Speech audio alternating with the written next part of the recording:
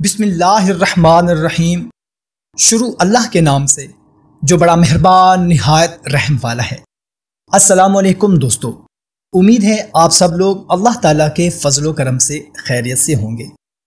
دوستو، سب سے محبوب مہینہ عن عبد اللہ بن ابی قیس سمع عائشہ تقول کان احب الشہور الی رسول اللہ صلی اللہ تعالی علیہ وسلم ان یصومہ شعبان ثم یصلہ برمضان۔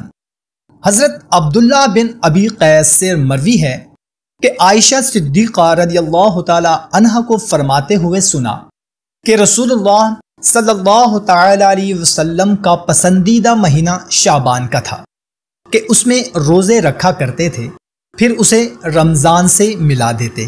سبحان اللہ۔